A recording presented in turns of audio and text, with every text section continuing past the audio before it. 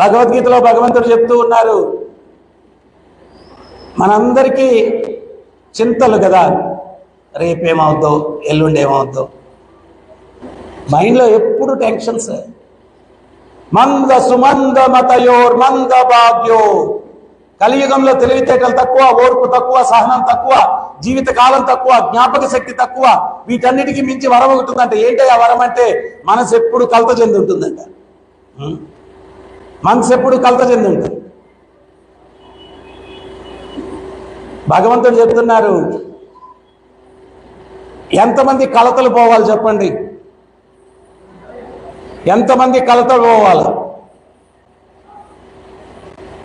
భగవంతుడి ముందు సిగ్గుపడద్దు, చేయొత్తండి. మళ్ళీ ఆయన అరే నువ్వు ఎత్తలేదు, ఆయన గురువుగారు అడిగితే సరే నీ కలతలు కావాలంటరా అంటాడు. ఎత్తండి ఎత్తండి మామ, మనం అన్నిటికీ సినిమాకి పోయి చెయ్యి అని చెయ్యి ఎత్తుతాం. ఏం భగవంతుడి ముందు ఎత్తడానికి ఏంటి?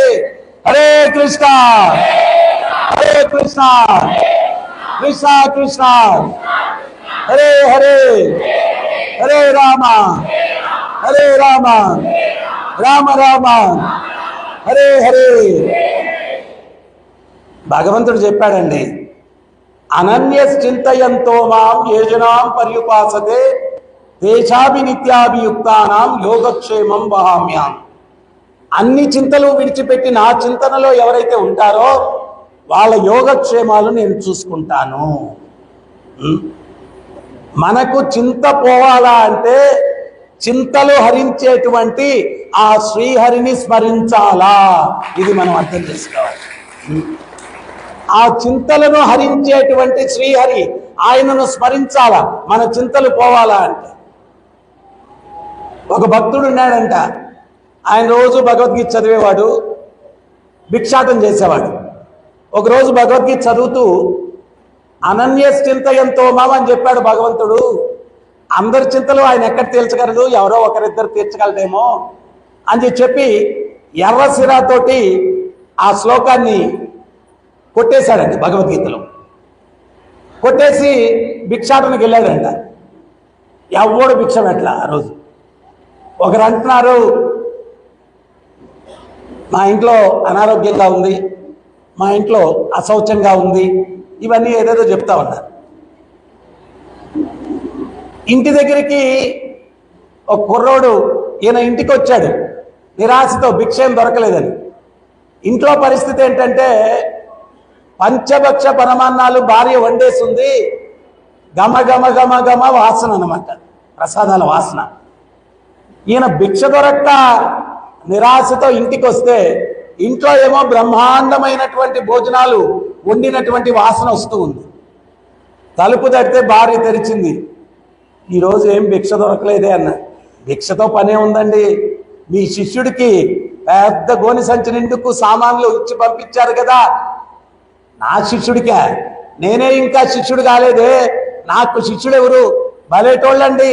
ఆ పిల్లవాడు ఆ గోని సంచి బరువుగా ఉందని మెల్లగా నడుస్తూ ఉంటే కర్రతోటి వీపు మీద వాతలు పడేటట్టు కొట్టారంట కదా, ఆ వాతలు కూడా చూపించాడు పాపం అని చెప్పి. ఏంటే నువ్వు, ఎవరే అది అన్నాడంట. ఆ పిల్లవాడు పేరేమన్నా చెప్పాడా అన్నాడంట. చెప్పాడండి, గోపాల్ అన్నాడు. వాళ్ళ తల్లిదండ్రుల పేరేమన్నా చెప్పాడా? నందబాబా యశోదమ్మ అన్నాడు. ప్రదేశం ఏమన్నా చెప్పాడా? బృందావనం అని చెప్పాడు. ఓసి పిచ్చిదానా, నేను ఈరోజు ఆ అనన్యశ్చింతయంతో అనే శ్లోకం ఉండదగింది కాదు అని కొట్టేసిన దానికి, నేనున్నాన్రా పిచ్చోడా అని చూపించడానికి ఆ సాక్షాత్తు గోపాలుడే వచ్చాడు ఇంటికి. మన ఇంటికి వచ్చింది ఎవడో నా శిష్యుడు కాదు, జగద్గురు అయినటువంటి ఆ కృష్ణ భగవానుడు, ఆ గోపాలుడే స్వయంగా వచ్చాడు మన ఇంటికి. ఆ సరుకులు తెచ్చింది గోపాలుడు, కృష్ణుడు. నాకు నమ్మకం లేదు కాబట్టి ఆయన దర్శన భాగ్యం నాకు లభించలేదు, నువ్వెంత అదృష్టవంతురాలివే, ఆయన దర్శన భాగ్యం నీకు లభించింది అన్నాడు. నీకు లభించింది అని మనము 3 సెకండ్లు వచ్చే అడ్వర్టైజ్మెంట్ మీద విశ్వాసం పెట్టేస్తాం. ఆడు చెప్తాడు, ఈ సోపుగాన కొనుక్కొని మీరు తిక్కారంటే నలుపు తెలుపు అంటాడు. అది చూసి ఆ సోపు కొనేస్తాం. కొనేసి తోలు ఊడేటట్టు సోపరుగుద్ది కానీ తోలు అరిగితే మనం ఎక్కడ ఉంటామండి? అదేం అరగదు, అదేమి మారదు. వీటి మీద అడ్వర్టైజ్మెంట్ల మీద విశ్వాసం పెడతాం, కానీ అఖిలాండ కోటి బ్రహ్మాండ నాయకుడు దేవదేవుడు ఆయన మీద విశ్వాసం పెట్టం. ఆ విశ్వాసాన్ని కల్పించడానికే భగవద్గీత.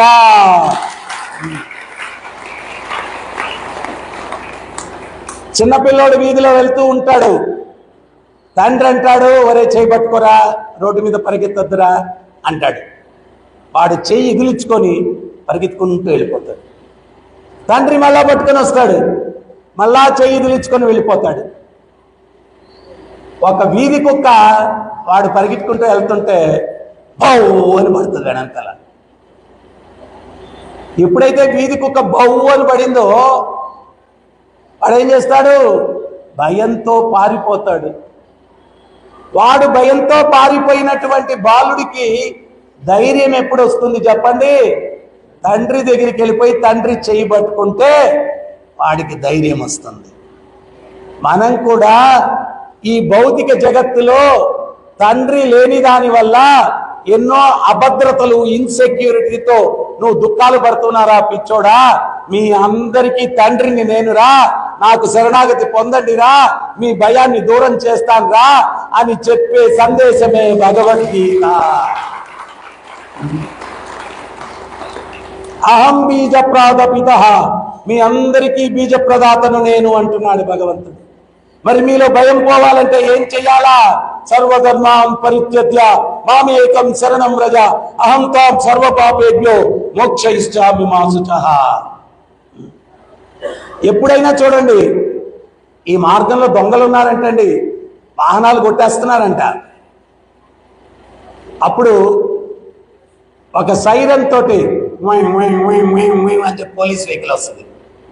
ఆ పోలీస్ వెహికల్ చూడగానే మనకు ధైర్యం, అబ్బా పోలీసు వాళ్ళు వచ్చేసారు, ఇంకా దొంగల భయం లేదు. అంటే ఇప్పట్లో పరిస్థితి వేరుగా ఉంది. ఎవరు దొంగో ఎవరు పోలీసో తెలుసుకోలేని పరిస్థితి అన్నమాట. నిజంగా అయితే ఆ రక్షకులు ఉన్నారు అంటే ధైర్యం. భగవంతుణ్ణి మించినటువంటి రక్షకుడు జీవుడికి ఎవరుంటారు చెప్పండి? భగవంతుణ్ణి మించినటువంటి రక్షకుడు ఎవరు ఉంటారు? రక్షకుడు ఎవరు ఉంటారు? కురుక్షేత్ర సంగ్రామానికి ముందు అర్జునుడు దుర్యోధనుడు ఇద్దరు వచ్చారు సహాయం కోసం. వీళ్ళిద్దరూ వస్తారని చెప్పి భగవంతుడు నిద్రిస్తున్నట్టు నటిస్తూ పడుకున్నాడు. మొదట ఎవరు వచ్చారు? ఎవరు?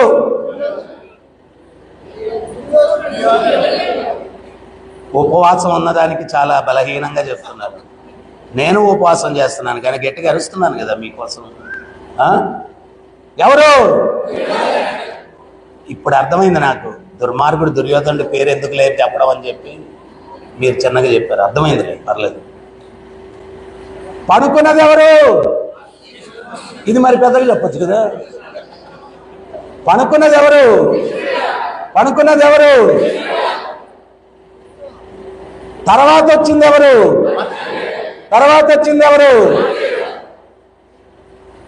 దుర్యోధనుడు వచ్చి పాదాల దగ్గర ఒక సింహాసనం, తల దగ్గర ఒక సింహాసనం ఉందంట. ఆయన గోవులను మేపుకునే గోపాలుని పాదముల దగ్గర కూర్చుండుటయా, శిరస్సు దగ్గర కూర్చుండేదను అని చెప్పి శిరస్సు దగ్గర పోయి కూర్చున్నాడు. అహంకారి. భగవద్భక్తుడు ముఖార విందం చూసేది చాలా తక్కువ అంట, ఆ పాదార విందములే చూస్తూ ఉంటాడంట. భగవంతుని పాదార విందములే చూస్తుంటాడు. ముఖార విందానికి పాదార విందానికి భగవంతుని యొక్క రూపంలో ఏమీ తేడా లేదు. ఆ తిరువడి ఆ పాదాల దగ్గరే కూర్చొని ఉంటాడు. మీరు హనుమంతుడు మహాభక్తుడు. ఎంత గొప్ప భక్తుడు హనుమంతుడు అంటే,